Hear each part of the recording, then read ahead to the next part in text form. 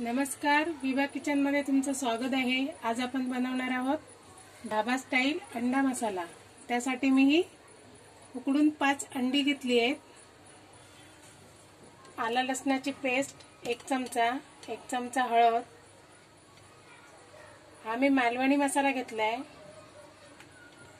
मीठ चवीनुसार, हा एव्हरेस्टचा गरम मसाला घेतलाय, एक मोठा कांदा कापून घेतलाय बारीक चिरून, आणि ही 1 कांदा आणि 2 टोमॅटो भाजून घेतलाय तेलामध्ये। तो मी आता मिक्सरला लावून घेणार आहे ग्रेव्ही करून। आणि हे 4 तमालपत्र घेतले आहे फोडणीसाठी तेल। आता मी इथे ह्या अंड्यांना मीठ आणि आपला हा मसाला लावणार आहे। मीठ आणि आपला हा मालवणी मसाला लावून ठेवणार आहे। हे आपण व्यवस्थित असं मसाल्यामध्ये फिरवून थोडा वेळ ठेवायचे लावून। हा थोडा गरम मसाला टाकते,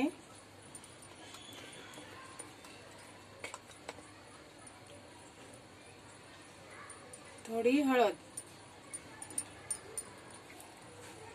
हे 5 मिनिटं मी असं लावून ठेवणार आहे।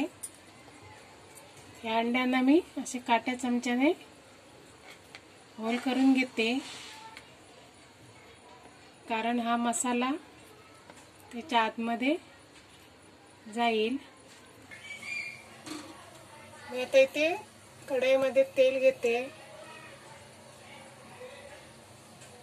ढाबा स्टाईल आहे त्यामुळे तेल जरा जास्तच घेते मी। त्यातच मी आता ही अंडी थोडी फ्राय करून घेणार आहे।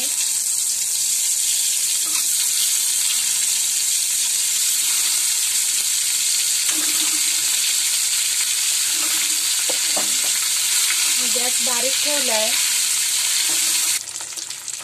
अंडी व्यवस्थित फ्राय झालेली आहेत। मी आता ही काढून घेते। ह्याच तेलामध्ये मी अंडी फ्राय करून घेतली, त्याच तेलामध्ये मी आता हे तमालपत्र टाकलंय आणि हा 1 कांदा मोठा कापून घेतलेला,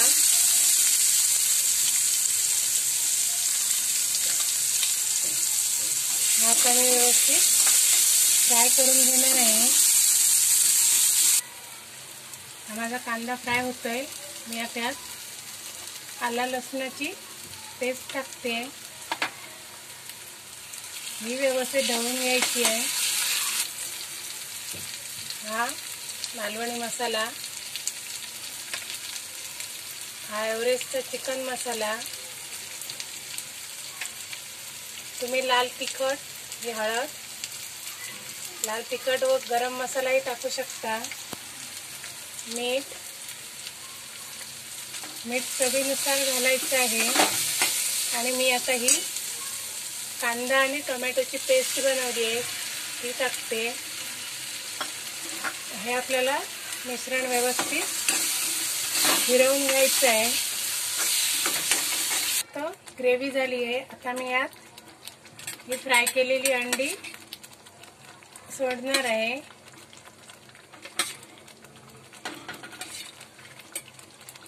हे अंडी सोडून आपल्याला 15 मिनिटं असंच शिजू द्यायचं आहे। तुम्हाला पातळ पाहिजे असेल ग्रेव्ही तर तुम्ही यात पाणी टाकू शकता। मला ठेवायची आहे, मला ही ग्रेव्ही अशीच ठेवायची आहे, त्यामुळे मी पाणी टाकत नाही। मी याच्यावर झाकण ठेवते।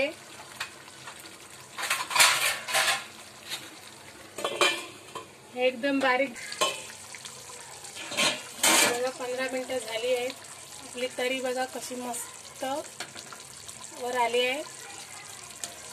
बघा घट्ट पण झाले। आपला अंडा मसाला तयार आहे। मी आता गॅस बंद करते।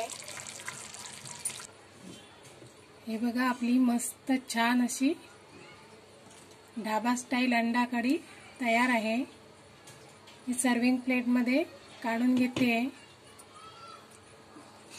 किती छान कलर आलाय आणि किती छान दिसते।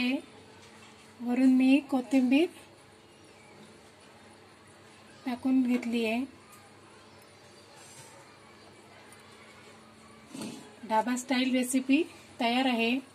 जर तुम्हाला माझी ही रेसिपी आवडली तर तुम्ही माझ्या चॅनलला लाईक, शेअर आणि सबस्क्राईब नक्की करा.